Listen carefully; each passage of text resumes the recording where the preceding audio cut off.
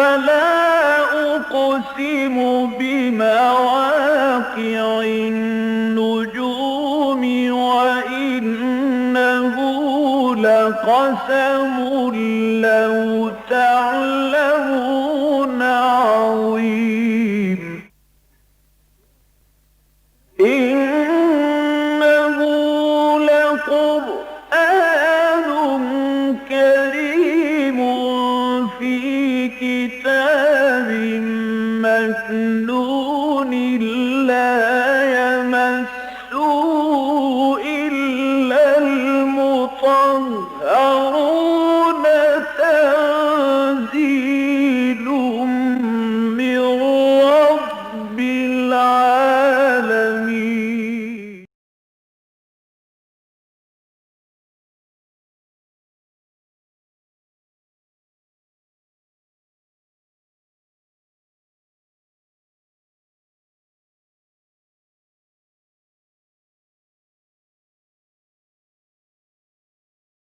أعوذ بالله من الشيطان الرجيم. بسم الله الرحمن الرحيم. أولم يسيروا في الأرض فينظروا كيف كان عاقبة الذين كانوا من قبلهم كانوا هم أشد منهم قوة وآثارا في الأرض فأخذهم الله بذنوبهم وما كان لهم من الله من واق. ذلك بأنهم كانت تأتيهم رسلهم بالبينات فكفروا فأخذهم الله إنه قوي شديد العقاب. ولقد أرسلنا موسى بآياتنا وسلطان مبين إلى فرعون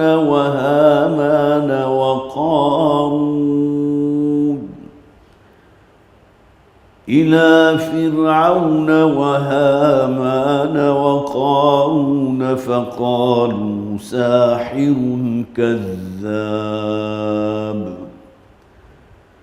فلما جاءهم بالحق من عندنا قالوا اقتلوا أبناء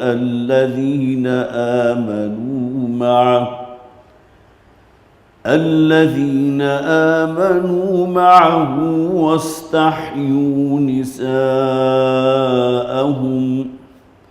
وما كيد الكافرين إلا في ضلال.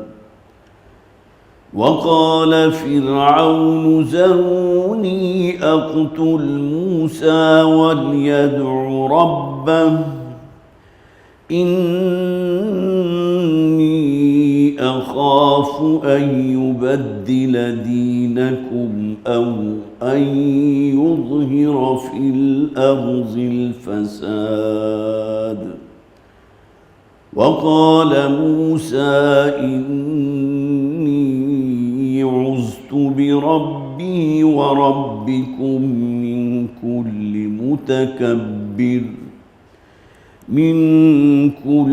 متكبر لا يؤمن بيوم الحساب. وقال رجل مؤمن من آل فرعون يكتم إيمانه أتقتلون رجلا أن يقول ربي الله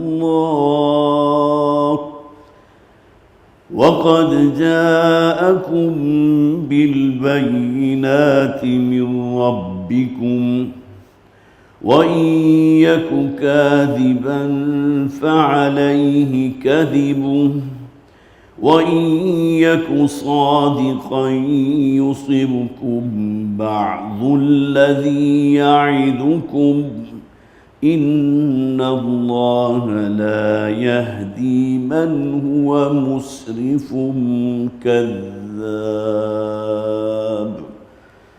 صدق اللہ العظیم رب اشرح لي صدری ويسر لي امری واحلل عقدۃ من لسانی یفقهوا قولی اللهم الہمنا رشدنا واعذنا من شرور انفسنا آمین یا رب العالمین۔ حضرات یہ سورہ مومن جسے سورہ غافر بھی کہتے ہیں، اس کے 2 رکوع ہم نے پچھلی مرتبہ مکمل کیے تھے۔ صرف ذہن میں تازہ کر لیجئے کہ سورہ مبارکہ کا مرکزی موضوع توحید فی الدعاء یا اخلاص فی الدعاء ہے۔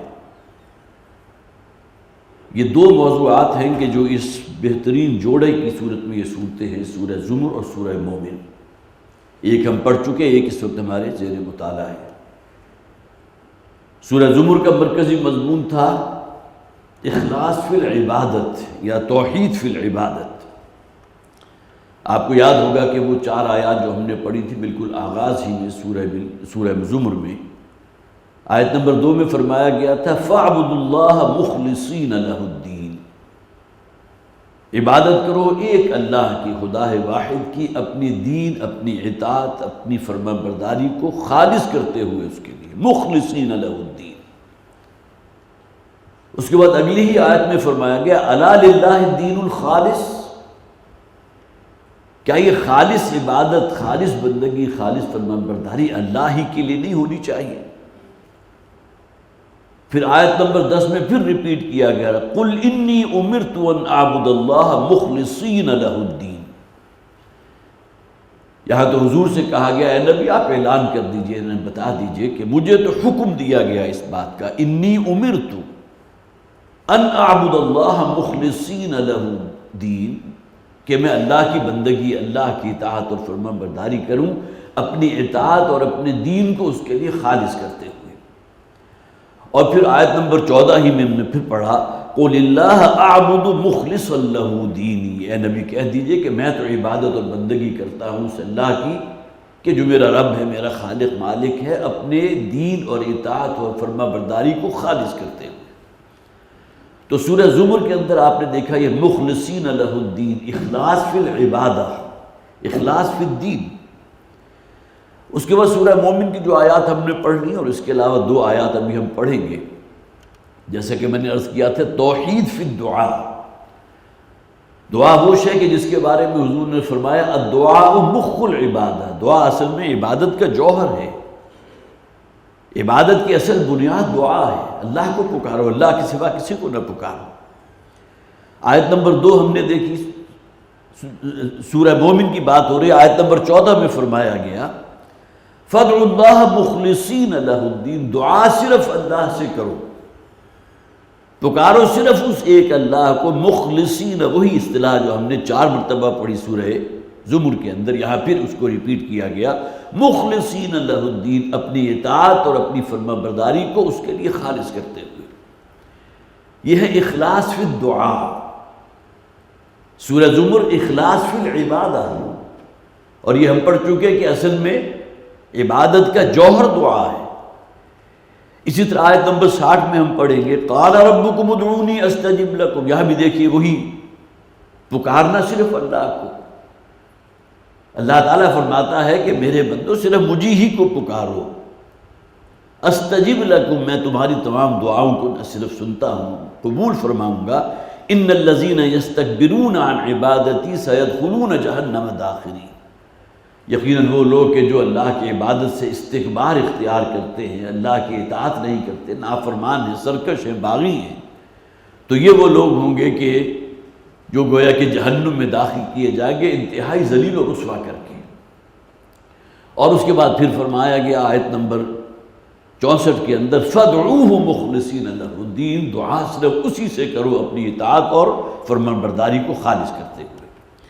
اب یہ اصل میں گویا کہ جیسا کہ میں نے عرض کیا تھا کہ یہ 2 چیزیں جو ہیں عبادت اور دعا، اور وہ بات بھی میں آپ کے سامنے رکھ چکا کہ الدعاء هو العبادہ، دعا ہی اصل میں عبادت ہے۔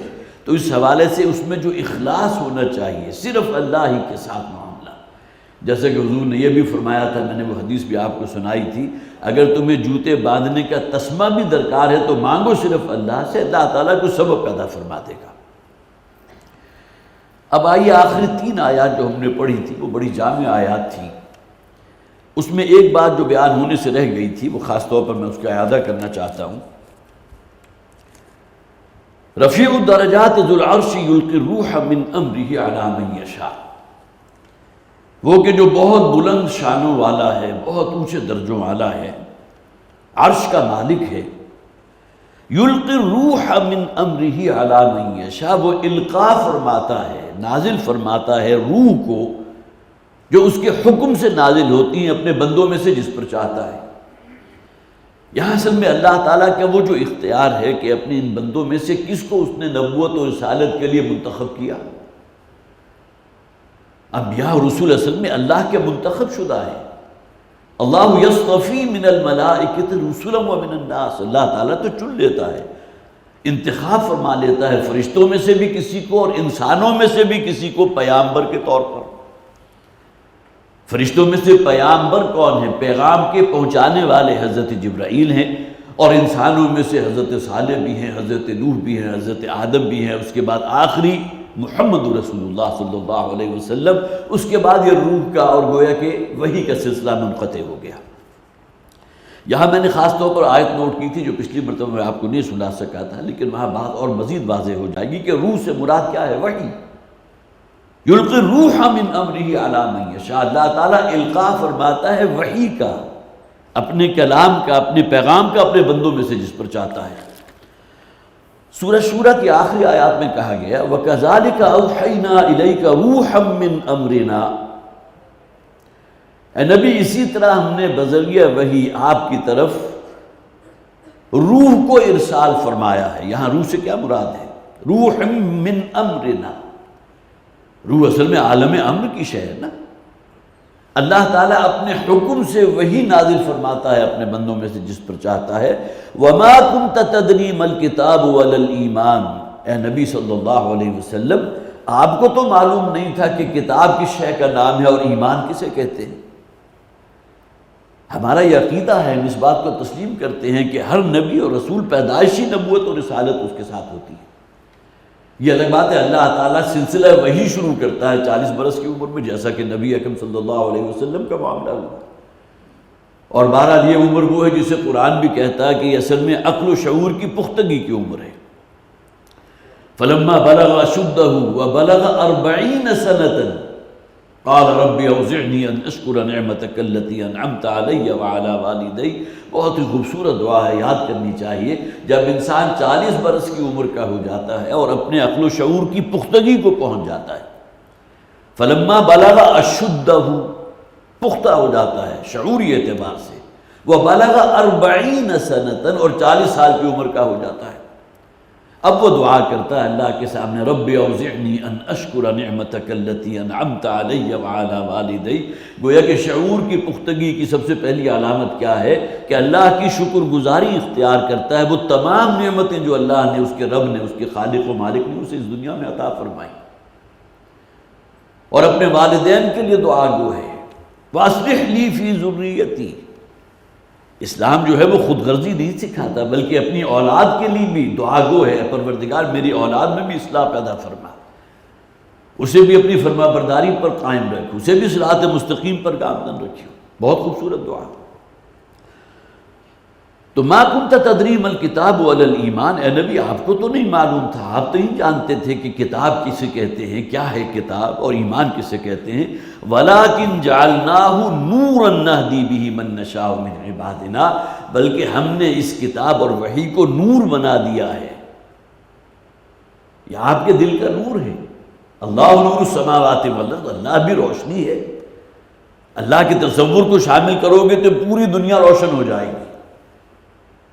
میں از خود اس دنیا میں نہیں آیا، بلکہ اللہ نے مجھے بھیجا ہے، وہ میرا خالق ہے، میرا مالک ہے، اور اس دنیا میں بھیجنے سے کوئی غرض ہے۔ کس کام کے لیے بھیجا، کس مقصد کے لیے بھیجا؟ وَمَا خَلَقْتُ الْجِنَّ وَالْإِنسَ إِلَّا لِيَعْبُدُونِ۔ اب گویا کہ اللہ کا تصور ہے، آخرت کا تصور ہے، جنت اور جہنم کا تصور ہے، جس نے آ کر ان تمام تشنہ سوالوں کے جواب دے دیے جو کسی بھی ذہین انسان کو لاحق ہو سکتے ہیں۔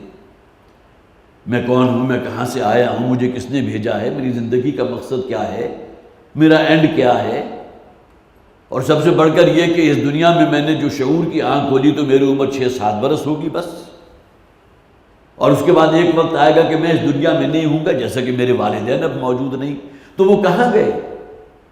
کیا زمین نگل گئی؟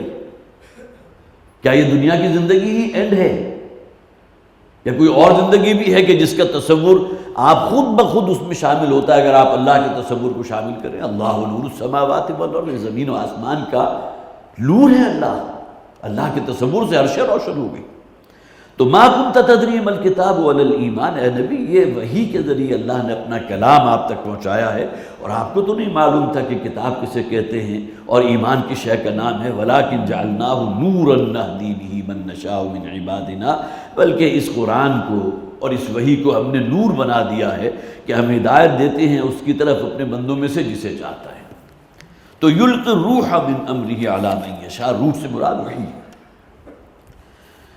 اس کے بعد آئیے آج کے مقام کی طرف، اگرچہ 3 آیات میں نے اور نوٹ کی تھی لیکن یہ کہ وقت اب اس میں چونکہ کافی گزر چکا ہے اسی موضوع پہ، اب آئیے آج کے دن۔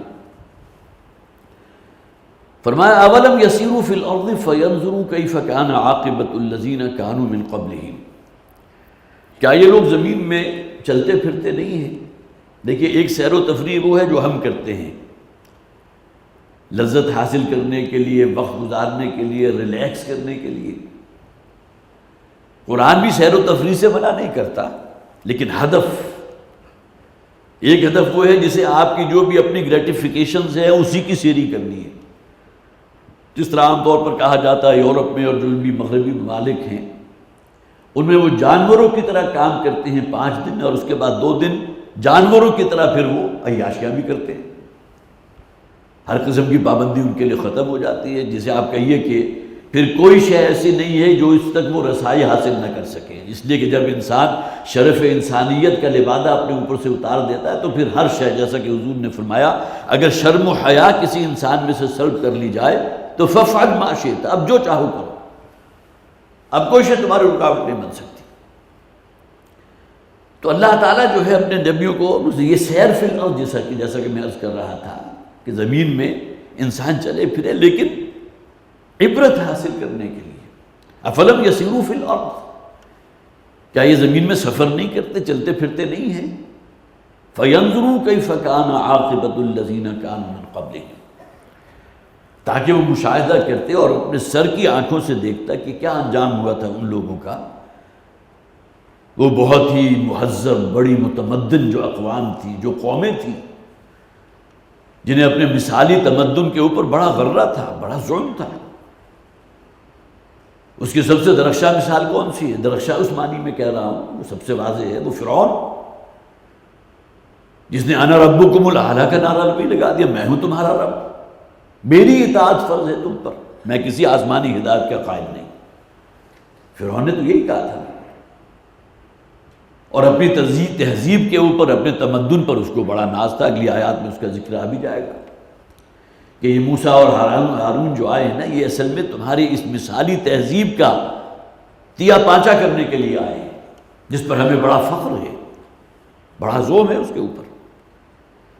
تو افلم یسیروا فی الارض فینظروا کیف کان عاقبۃ الذین کانوا من قبلہم، کہ وہ دیکھتے انجام ان لوگوں کا جو ان سے پہلے ہو گزرے، وہ قومیں جن پر اللہ تعالیٰ نے ہلاکت مسلط کی۔ کانوا ہم اشد منہم قوۃ وآثارا فی الارض، یہ قومیں وہ تھیں کہ جو ان لوگوں سے جن کے سامنے یہ قرآن نازل ہو رہا ہے، اہل عرب ہیں، اہل مکہ ہیں، امیڈیٹ جسے آپ کے یہ مخاطبین تو مکہ کے رہنے والے تھے، ان سے کہیں بڑھ کر تھی قوت اور شان و شوکت میں، اور بڑی بڑی آثاراً فی الارض۔ آثار کسے کہتے ہیں؟ جو آپ کو کچھ کھوج لگانے میں مدد دیتے ہیں کہ گزشتہ اقوام کیسی تھی، یہ موہنجو ڈارو جو ہے اس میں کھدائی کی تو بڑی جو ہے آپ کو معلوم ہوا وہاں تو سیوریج سسٹم بھی موجود تھا۔ اچھا، آج سے 4000-5000 برس پہلے یہ تصور لوگوں کے اندر موجود تھا کہ سیوریج سسٹم بھی ہے۔ یہ کھدائی کے بعد یہ آثار کہلاتے ہیں جو گویا کہ آپ کے رہنمائی کرتے ہیں ان قوموں کی، ان کی تہذیب، ان کا تمدن، یہ تمام چیزیں نشاندہی کرتی آثار فی الارض۔ تو وہ قومیں جو کہیں بڑھ کر تھی تم سے قوت میں بھی، شان و شوکت میں بھی، اپنی حکومت میں بھی، اپنے روب اور دبدبے میں بھی، وہ آثارً فی الارض، اور پھر یہ کہ وہ بہت سی نشانیاں چھوڑ گئے زمین میں۔ اس کرۂ ارضی پر جگہ جگہ آپ کو ان کے آثار مل جائیں گے۔ یہ احرام مصر کہاں سے آ گئے؟ آج بھی انسان بڑا متعجب ہوتا ہے کیسے تعمیر کر لیے گئے آج سے 5000 برس پہلے، جبکہ نہ وہ مشینری تھی، اتنے ٹنوں من وزنی جو ہے پتھر 300-400 فٹ کی بلندی تک لے کے جانا کیسے ممکن تھا؟ یہ آثار ہیں۔ گویا کہ انسان کے اندر یہ دبی ہوئی خواہش موجود رہتی ہے کہ میں اگر نہیں بھی رہوں گا تو میری کچھ باقیات ایسی ہوں گی جو میری یاد دلاتی رہیں گی۔ جو حضرات بھی مختلف ممالک میں گئے ہیں تو انہوں نے دیکھا ہوگا مدائن صالح کے اندر قوم صالح نے جو پہاڑوں کو تراش تراش کر، اب تو بہت سے لوگوں نے وہ ویڈیو جو واٹس ایپ کے ذریعے اس قسم کی تمام چیز کلپس جو ہیں، جو حضرات بھی وہاں گئے اس کو کیمرے کے اندر اس کو بند کر کے پھر آپ لوگوں تک بھی پہنچا دیتے ہیں، چاہے آپ نے سر کی آنکھوں سے نہ بھی دیکھا ہو، لیکن یہ کہ واٹس ایپ کی پکچرز کے اندر آپ کو نظر آ جائے گا قوم عاد کے مساکن، وہ اونچے اونچے ستون، اسکیفولڈنگ سسٹم تو وہ نہیں تھا جو آج موجود ہے، نہ کرینے تھی۔ یہ کیوں بنایا انہوں نے؟ انہیں اصل میں بڑا ظلم تھا اپنی تہذیب اور اپنے تمدن پر اور اپنے بڑے ہونے پر۔ انا ربکم الاعلی، میں ہوں تمہارا رب اعلیٰ۔ تو جو قوت میں بھی کہیں بڑھ کر سے تھے تم میں، اور جو نشانیاں، جو آثار انہوں نے چھوڑے ہیں، احرام مصر کا میں نے جیسا کہ نام لیا، اسی طرح مدائن صالح ہے، اسی طرح احقاف کا جو یمن کا علاقہ ہے، یہاں آپ کو وہ آثار مل جاتے ہیں جہاں قوم عاد جو بڑی مہذب قوم تھی، حضرت نوح علیہ السلام کے بعد جو سب سے بڑھ کر ذکر ملتا ہے قرآن میں مختلف مکی صورتوں میں، فوراً ذکر آتا ہے قوم عاد کا، وَإِلَىٰ عَادٍ أَخَاهُمْ هُودًا۔ ان کے بعد قوم سمود ہے جنہیں عاد ثانیہ بھی کہتے ہیں، یہ ایک دوسرے کی نسل میں سے حضرت نوح علیہ السلام کے بعد یہ قومیں ہیں جن کا ذکر قرآن نے کیا۔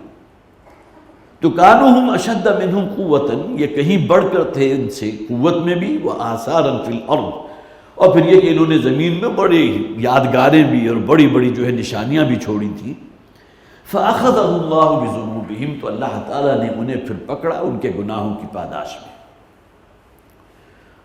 اور اللہ تعالیٰ جگہ جگہ یہ فرماتے ہیں کہ ہم نے ان پر کوئی ظلم نہیں کیا تھا، ہم تو بھیجتے رہے اپنے نبیوں اور رسولوں کو کہ جو اللہ کی ہدایت ان تک پہنچاتے رہے اور وہ دین ان تک پہنچاتے رہے جو دین فطرت ہے۔ جتنی بھی آپ اچھی باتوں کا تصور کر سکتے ہیں جو آپ کی فطرت کے نزدیک معروف ہیں، وہ ہمارے دین میں موجود ہیں،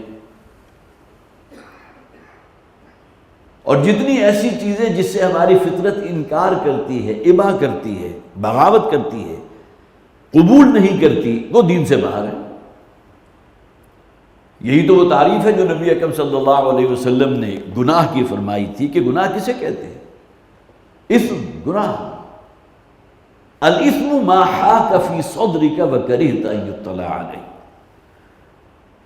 ہر وہ عمل گناہ ہے جو تمہارے سینے میں ایک بے چینی پیدا کر دے، کھٹک پیدا کر دے، مضطرب کر دے، تمہارا ضمیر تمہیں اپنے اندر سے کاٹنے لگے۔ وَكَرِهْتَ أَن يُطَّلَعَ عَلَيْهِ، اور تمہیں یہ بات حد درجے ناگوار ہو، سخت ناپسند ہو کہ تمہارے اس عمل پر دوسرے لوگ بھی مطلع ہو جائیں۔ کس قدر جامع اور مانع تفسیر ہے نبی اکرم صلی اللہ علیہ وسلم کی، ورنہ گناہ کی تعریف کرنے بیٹھی آپ مختلف اتنی موٹی کتاب لکھ دیں، لیکن یہ جو اصل اس کا ایسنس ہے وہ حاصل نہیں ہوگا۔ الاسم ما حاک فی صدرک وکرہت ان یطلع علیہ، چند الفاظ ہیں، ہر وہ عمل گناہ ہے جو تمہارے سینے میں بے چینی اور دغدغہ اور اضطراب پیدا کر دے اور تم اسے پسند نہ کرو کہ دوسرے لوگوں کے علم میں وہ بات آئے۔ تو فَأَخَذَهُمُ اللَّهُ بِذُنُوبِهِمْ، تو اللہ تعالیٰ نے انہیں پکڑا ان کے گناہوں کی وجہ سے۔ وَمَا كَانَ لَهُم مِّنَ اللَّهِ مِن وَاقٍ، اور پھر ان کو اللہ کی پکڑ سے بچانے والی کوئی طاقت نہیں تھی۔ تو فَأَخَذَهُمُ اللَّهُ بِذُنُوبِهِمْ، تو اللہ تعالیٰ نے انہیں پکڑا ان کے گناہوں کی وجہ سے۔ وَمَا كَانَ لَهُم مِّنَ اللَّهِ مِن وَاقٍ، اور پھر ان کو اللہ کی پکڑ سے بچانے والی کوئی طاقت نہیں تھی۔ خواہ وہ قوم لوط کا ہولناک انجام ہوا ہو کہ فرشتوں نے اس بستی کو کئی بلندی سے لے جا کر زمین پر پٹخا ہو اور اس کے بعد پھر پتھروں کی بارش ہوئی، یا عذاب کی وہ شکل ہو کہ لوگ تو بڑی خوشی کے شادیانے بجا رہے تھے، یہ کالی گھٹا چلی آ رہی ہے، اور عین جب ان کے سروں کے اوپر پہنچ گئی تو اس میں آگ کے بجائے پانی کے بجائے آگ ان کے اوپر برسا دی گئی، یوم الظلہ۔ قرآن حکیم میں یہ باتیں موجود ہیں۔ گویا کہ زمین میں چلو پھرو اور اس سے عبرت حاصل کرو تاکہ تمہارے اندر اصلاح کا مادہ پیدا ہو کہ تم سے پہلی قومیں جو اپنے آپ کو بڑا اللہ کا محبوب سمجھتی رہی ہیں، ان کا انجام کیا ہوا تھا، اس کی وجہ کیا تھی؟ وہ ان کی بغاوت اور سرکشی تھی جو اللہ کے خلاف تھی۔ فَأَخَذَهُمُ اللَّهُ بِذُنُوبِهِمْ وَمَا كَانَ لَهُم مِّنَ اللَّهِ مِن وَاقٍ، اور پھر کوئی نہیں تھا کہ جو اللہ کی پکڑ سے انہیں بچا سکتا۔ ذَلِكَ بِأَنَّهُمْ كَانَتْ تَأْتِيهِمْ رُسُلُهُم بِالْبَيِّنَاتِ۔ اب یہ جو سزا انہیں اس دنیا میں دی گئی، یہ تو دنیا کی سزا ہے نا۔ اس سے پہلے بھی میں نے عرض کیا تھا دنیا میں موت تو ہر شخص پر آنی ہے۔ ایک طبعی موت ہوتی ہے جب انسان جو ہے اپنی عمر کی آخری سرحد کو پہنچ جاتا ہے، 70 80 85 90 برس، اس قدر ضعیف ہو جاتا ہے کہ دل کے اندر بھی وہ طاقت نہیں رہتی کہ وہ خون کو پمپ کر سکے، پٹھوں کے اندر وہ طاقت نہیں ہے کہ چل سکے، پلنگا ہو کر رہ گیا۔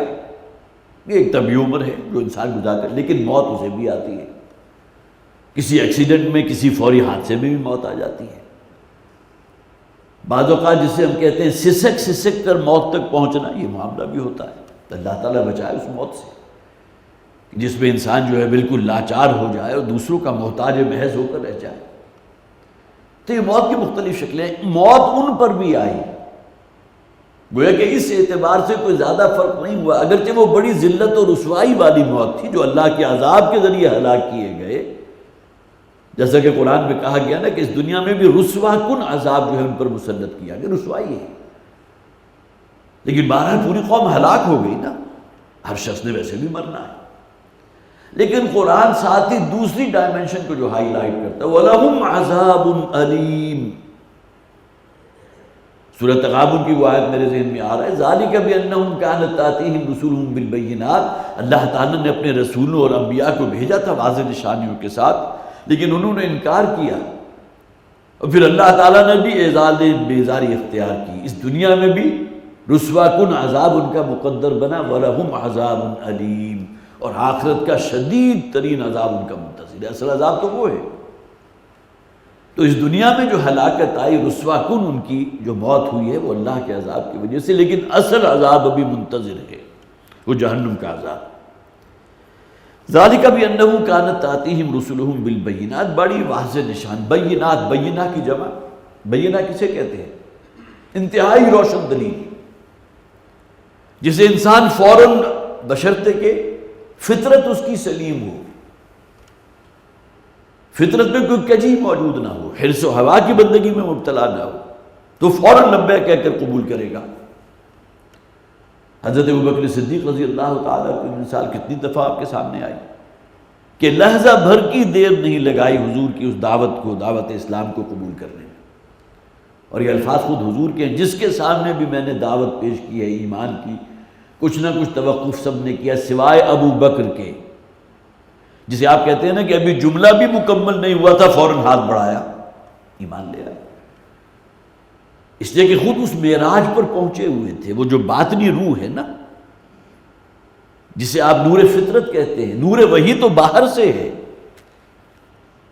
یہ شمع محمدی ہے صلی اللہ علیہ وسلم، جس سے نور وحی جو ہے وہ ابل رہا ہے، نکل رہا ہے، اس کا تعلق خارج سے ہے۔ انسان کے اندر، اس کے دل میں جو نور ہے وہ نور فطرت ہے۔ نور فطرت اگر صالح ہوگا، جس میں وہ زیتون کے درخت کے تیل کی مثال دی گئی، مثل نورہ کمشکاۃ فیہا مصباح، المصباح فی زجاجہ، الزجاجۃ کأنہا کوکب دری یوقد من شجرۃ مبارکۃ زیتونۃ لا شرقیۃ ولا غربیہ۔ زیتون کا انتہائی شفاف روغن جس میں بھڑک رہا ہو، وہ تو گویا کہ بھڑک اٹھنے کو بےتاب ہے۔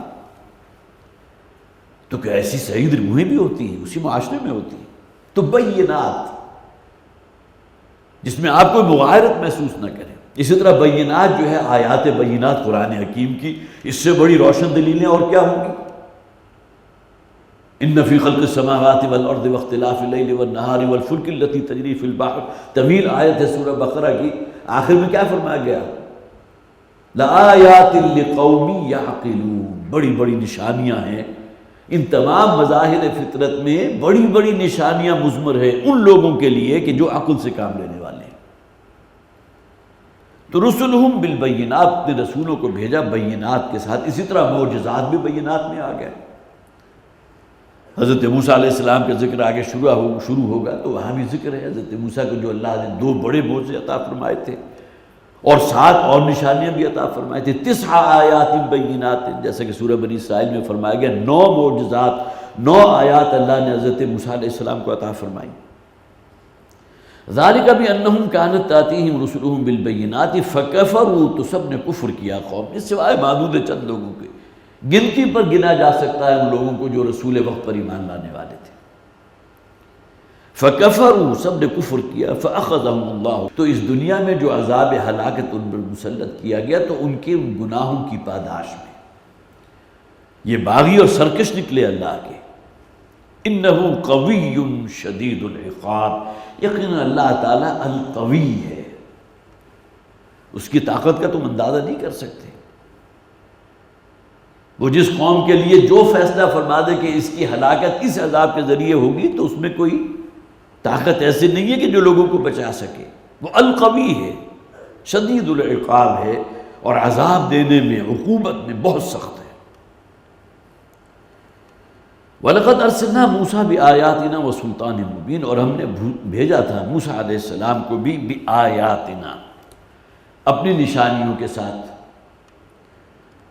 حضرت موسیٰ علیہ السلام کو تورات تو کہیں بعد میں عطا فرمائی گئی نا،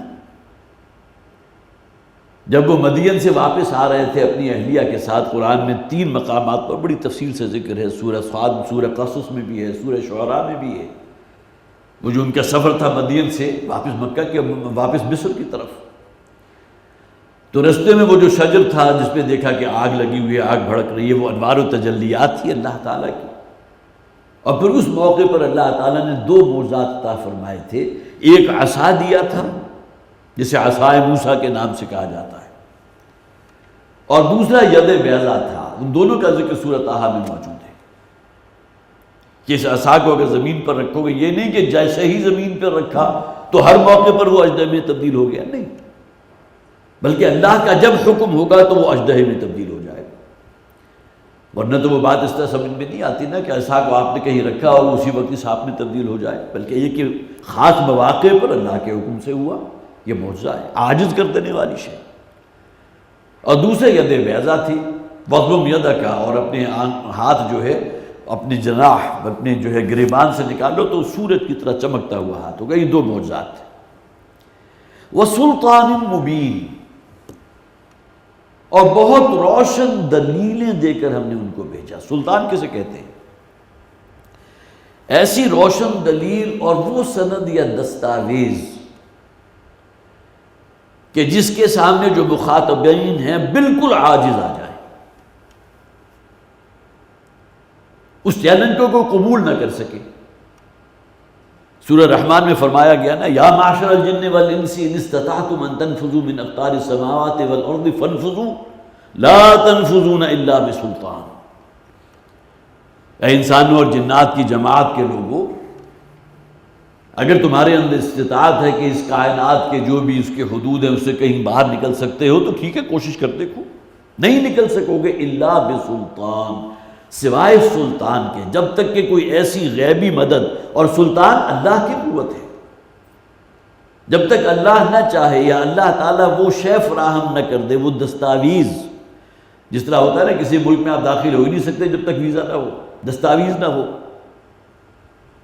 تو سلطان اصل میں اس سند یا دستاویز کو کہتے ہیں۔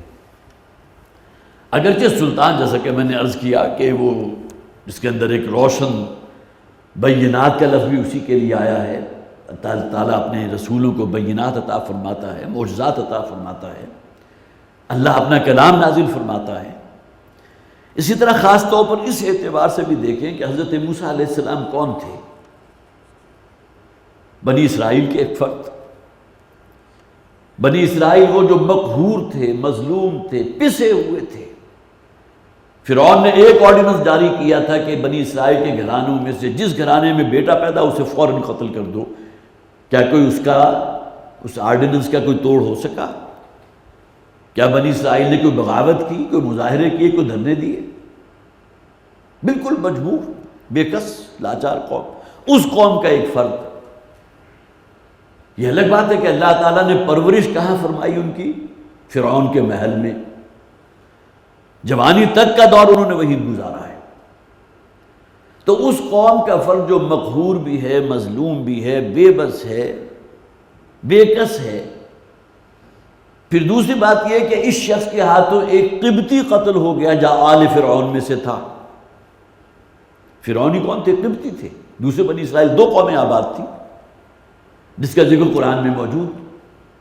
فَوَقَذَهُ مُوسَىٰ فَقَضَىٰ عَلَيْهِ. حضرت موسیٰ علیہ السلام نے ایک ایسا گھوسا رسید کیا کہ وہ قبطی ہلاک ہو گیا. حضرت موسیٰ کا ارادہ ہلاک کرنے کا نہیں تھا.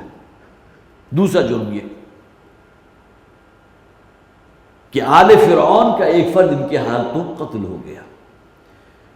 تیسرا جرم یہ کہ وہاں سے راہ فرار اختیار کر لی. قرآن میں ہے نا کہ ایک شخص آیا تھا، وہ شہر کے ایک کونے سے دوڑتا ہوا آ کر حضرت موسیٰ کو خبر دی، ان الملا یأتمرون لیقتلوک.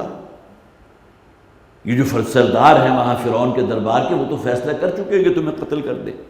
لہذا مشورہ دیا کہ میرا خیال ہے اب یہاں سے مصر سے نکلو. پھر حضرت موسیٰ علیہ السلام جو ہے وہ مدین پہنچ گئے. کتنے دن رات کا سفر کیا ہوگا، تو مفرور بھی. اور اس سے بڑھ کر یہ کہ جن کے بارے میں فرعون فیصلہ کر چکا تھا کہ ہم نے اسے قتل کرنا ہے، اس لیے کہ اس نے ہمارے ایک قبطی کو قتل کیا. اب ایسا شخص کہ جو اس قوم میں سے تھا، جو مقہور اور مظلوم اور بے کس لاچار قوم تھی، اس کے ہاتھوں قبطیوں کا ایک شخص جو ہے وہ قتل بھی ہوا تھا، پھر وہ فرار بھی ہو گیا، اور پھر یہ کہ اس کے بارے میں فیصلہ بھی کیا جا چکا تھا فرعون کے دربار میں کہ اس کو جو ہے وہ قتل کر دیا جائے گا. اچانک وہ وارد ہوتا ہے ایک لاٹھی ہاتھ میں لیے ہوئے اور سیدھا پہنچ جاتا ہے فرعون کے دربار میں.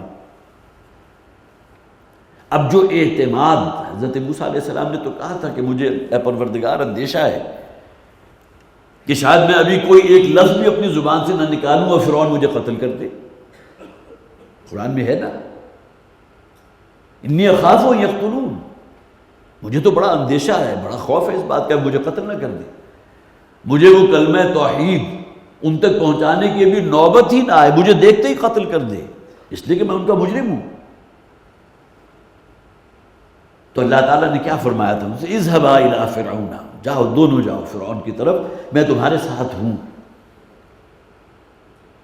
تو ایسا شخص جو ہے وہ اچانک پہنچ جائے اور وہ بالکل جسے آپ کہیے پورے عزم اور ارادے کے ساتھ، دبدبے کے ساتھ، ایک وجاہت کے ساتھ، جو اس قوم میں سے تھا جو مظلوم اور بے کس اور بے چار اور جو بھی میں نے آپ کے سامنے رکھا، پھر اس کے ہاتھوں ایک قتل بھی ہو گیا تھا، پھر وہ راہ فرار بھی اختیار کر گیا، پھر اس کے قتل کا بھی فیصلہ کر دیا گیا، اچانک وہ پہنچ جاتا ہے. تو یہ ہے اصل میں سلطان مبین، جو سمجھ میں آنے والی بات ہے. ظاہر ہے انسان اس کا تصور بھی نہیں کر سکتا. یہ وہ تائید غیبی تھی یا وہ حوصلہ اور عزم تھا جو اللہ تعالیٰ کی طرف سے ان کے اندر ودیت کر دیا گیا تھا. رب اشرح لی صدری ویسر لی امری واحلل عقدۃ من لسانی یفقہوا قولی واجعل لی وزیرا من اہلی. سورہ طٰہٰ کا مطالعہ کیجئے. اللہ سے جو دعا کی تھی، پروردگار میرے سینے میں بھی جو تنگی محسوس ہو رہی ہے اسے کھول دے، مجھے خوف ہے کہ وہ مجھے فوراً قتل کر دے گا، میرے لیے اس معاملے میں یسر لی امری. یہ جو کام تو نے میرے سپرد کیا ہے کہ وہاں کلمہ توحید مجھے اس کے دربار میں پہنچ کر جو ہے وہ ببانگ دہل اعلان کرنا ہے، تو میرے اس کام کو آسان فرما دے.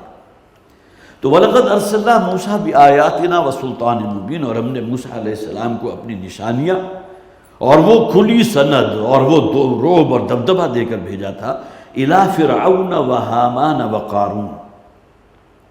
کس کس کی طرف؟ فرعون کی طرف بھی اور حامان اور قارون. یہ 3 شخصیات ہیں کہ جن کا قرآن ذکر کرتا ہے، ایک نہیں بلکہ 2-3 مقامات پر ہیں. حامان کا ذکر بھی ہے،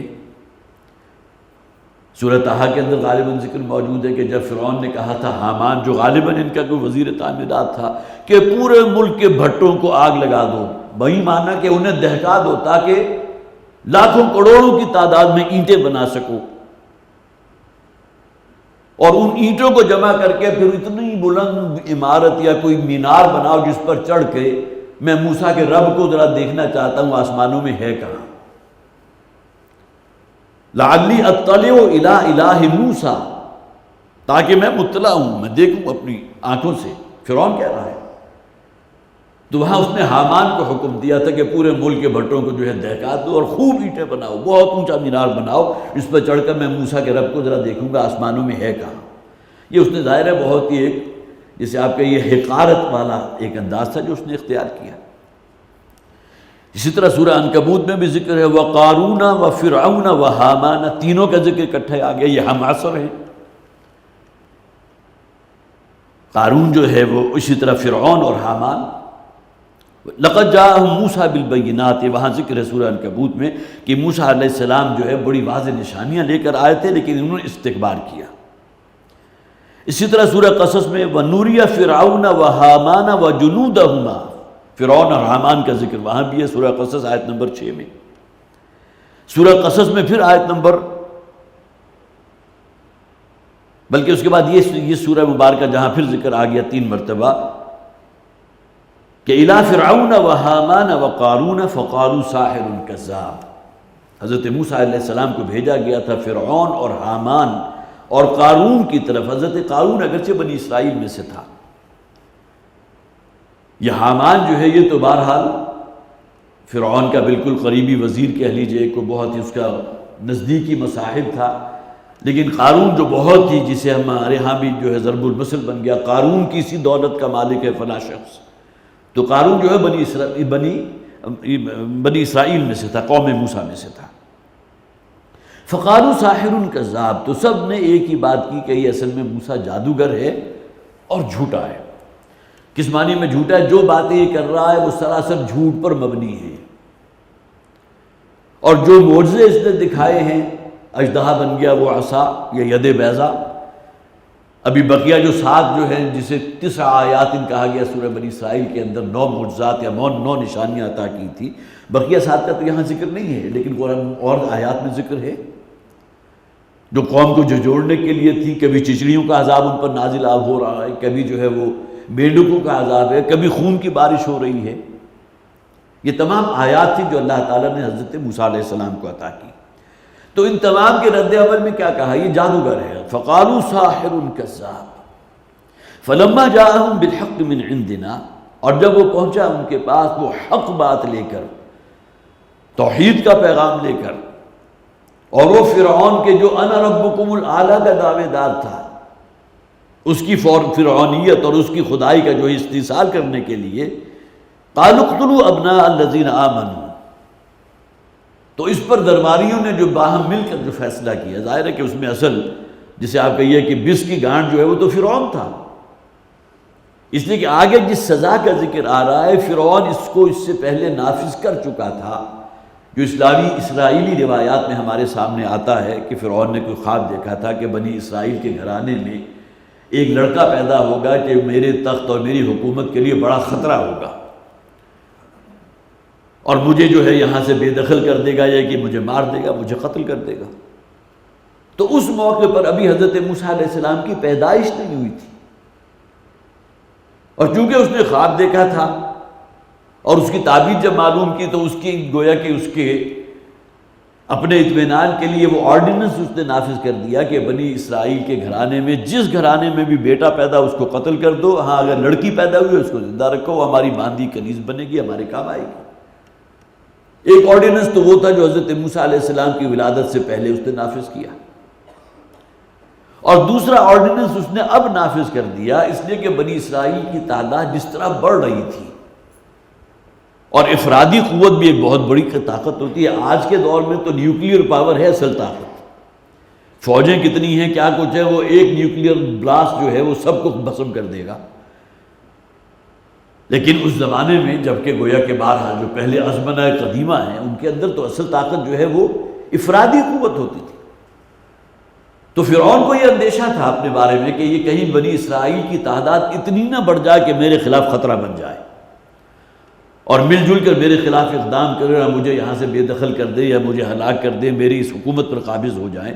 جیسا کہ اس نے کہا بھی تھا کہ اصل موسیٰ اور ہارون جو ہے یہ دونوں چاہتے یہ ہیں، یریدان ان یخرجا، کہ وہ تمہیں بھی اور ہمیں یہاں سے نکال باہر کرے اور ہماری حکومت پر اپنا قابض ہو جائے۔ تو اس موقع پر بھی دوسری مرتبہ اس نے پھر آرڈیننس نافذ کیا تھا، فلما جاءہم بالحق من عندنا، جب حضرت موسیٰ علیہ السلام ان کے پاس آئے ہیں، اب گویا کہ وہ بڑی ایک طویل فرقت کہہ لیجئے، تقریباً 9، 10، 11، 12 برس جو ہے وہ مدین میں رہے، وہیں پھر ان کی شادی ہوئی ہے۔ شعیب جو وہاں کے شیخ قبیلہ تھے، ان کی بیٹی کے ساتھ، ان کے ساتھ واپسی کا سفر تھا، جبکہ نبوت اور رسالت کی خلعت جو ہے وہ انہیں پہنائی گئی اور وہ 2 معجزات دیے گئے جس کا ابھی میں نے ذکر کیا۔ تو درمیان میں کتنا طویل عرصہ ہے، کتنا دورانیہ ہے، کم سے کم بھی 15-20 برس کا شاید دورانیہ ہوگا، یا کم سے کم یہ کہ 12-15 برس تو یقیناً ہے۔ اب جب وہ آئے ہیں وہ حق بات لے کر، گویا کہ رسول کی حیثیت سے پہنچے، تو اب پھر اس نے وہ آرڈیننس دوبارہ نافذ کر دیا کہ بنی اسرائیل کی یہ تعداد جو بڑھتی چلی جا رہی ہے، اب ان کو قتل کرو۔ معلوم ہوا بہانے سے قتل کرنا۔ کوئی اسرائیلی جو ہے اپنے کسی قبطی آقا کے سامنے ذرا کوئی بلند آواز سے بولا، اس کو قتل کر دو۔ کسی اور سے کوئی خطا ہو گئی، اس کو بھی قتل کر دو۔ ظاہر ہے جو دبدبہ اور جو ایک روب تھا فرعون کا اور اس کی افواج کا، اور جس طرح وہ ٹارچر کیا کرتا تھا اپنے باغیوں کو، لکڑی کی میخیں جو ہے وہ ٹھونک کر جو ہے زمین کے اندر وہ گویا کہ پیوند خاک کر دیا کرتا تھا، یہ بڑا شدید طریقہ ہے کسی کو عذاب دینے کا، تاکہ وہ خوب جو ہے وہ مرعوب رہیں، ڈرے اور سہمے رہیں۔ تو اس موقع پر بھی اس نے یہ کہا، اقتلوا ابناء الذین آمنوا، جو لوگ بھی اب اس کے سچے وفادار ہیں، جو ساتھی ہیں، جو اس کی گویا کہ کسی بھی پکار پر لبیک کہہ سکتے ہیں، میرے خلاف جو ہے وہ محاذ قائم کر سکتے ہیں، میرے لیے خطرہ بن سکتے ہیں، ان کو قتل کرو۔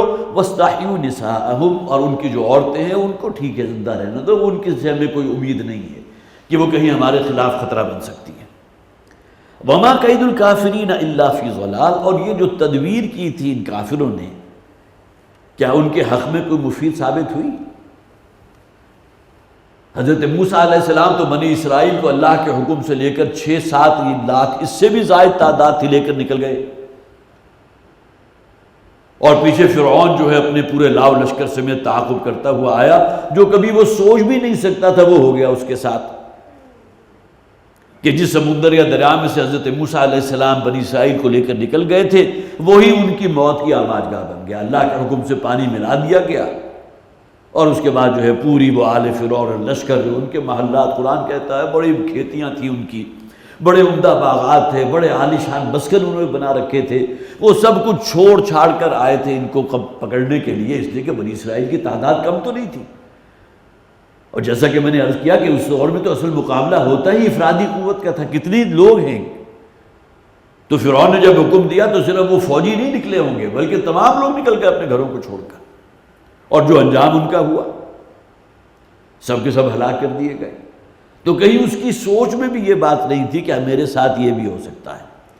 تو فرمایا وما کید الکافرین الا فی ضلال، یہ جو اس نے آرڈیننس نافذ کیا تھا، جو چال چلی تھی کہ شاید بنی اسرائیل کی طاقت کو، ان کی قوت کو، اس طرح ان کے نوجوانوں کو قتل کر کے ہم ختم کر دیں گے، وہ سوائے یہ کہ بس ایک جسے آپ کہیے کہ ایک بہت ہی بھول تھی ان کی، وہ ایک معاملہ تھا کہ جس کی تک وہ رسائی حاصل نہیں کر سکے، جو چاہتے یہ تھے کہ شاید ہماری حکومت اور یہ دبدبہ اور سطوت قائم رہے گی، ہم ان کو نیست و نابود کر دیں گے، اللہ تعالیٰ نے انہی کو سب کو جو ہے سمندر میں غرق کر دیا۔ وما کید الکافرین الا فی ضلال وقال فرعون ذرونی اقتل موسیٰ، فرعون نے یہ کہا اپنے درباریوں سے مخاطب ہو کر، ذرا مجھے اجازت دو۔ اب دیکھیے کہاں فرعون جو خدائی کا دعوے دار، اور کہاں وہ درباریوں سے اجازت طلب کر رہا ہے۔ معلوم ہوتا ہے کہ وہ محسوس کر چکا تھا کہ حضرت موسیٰ علیہ السلام کے ان معجزات کو دیکھنے کے بعد درباری بھی کچھ جو ہیں وہ کچھ کسی درجے میں متاثر ہیں۔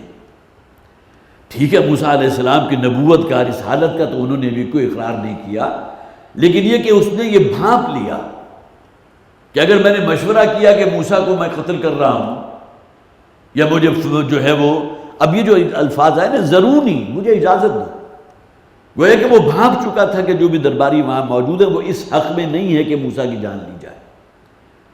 اس میں ایک جو ہے یہ اندیشہ یہ بھی ہو سکتا ہے کہ قوم بنی اسرائیل جو ہے وہ پھر اٹھ کھڑی ہوگی اور ممکن ہے ہماری اینٹ سے اینٹ بجا دے، اس لیے کہ افرادی قوت تو جیسا کہ میں نے عرض کیا بہت تھی، ان کی لاکھوں کی تعداد تھی، لہذا بہت تھی، جسے آپ کہیے کہ عاجزی کے ساتھ اس نے ضروري اقتل موسیٰ، ذرا مجھے اجازت دو، مجھے چھوڑو، مجھے مہلت دو، میں اصل میں موسیٰ کو اب قتل نہیں کرتا، اس قصے کو پاک کرتا ہوں۔ وَلْيَدْعُ رَبَّهُ، اور اسے چاہیے کہ اپنی مدد کے لیے پکار لے اپنے رب کو، ایک رب ہے نا اس کا جس کے بارے میں وہ کہتا ہے وہ میری حفاظت بھی کرے گا اور حفاظت کرتا ہے، تو چاہے تو اس کو پکار لے۔ وَلْيَدْعُ رَبَّهُ، پکارے اپنے رب کو۔ انی اخاف ان یبدل دینکم، یہ بہت اہم الفاظ ہیں، مجھے اندیشہ ہے اس شخص کے کہ یہ تمہاری اس تہذیب کا اور تمہارے اس تمدن کے بقیہ ادھیڑ دے گا۔ یہ جو ہمارا بڑا مثالی تہذیب ہے، بڑی مثالی ہماری تمدن ہے، یہ اس میں تبدیلی واقع کر دے گا، اس میں کوئی انقلاب آ جائے گا۔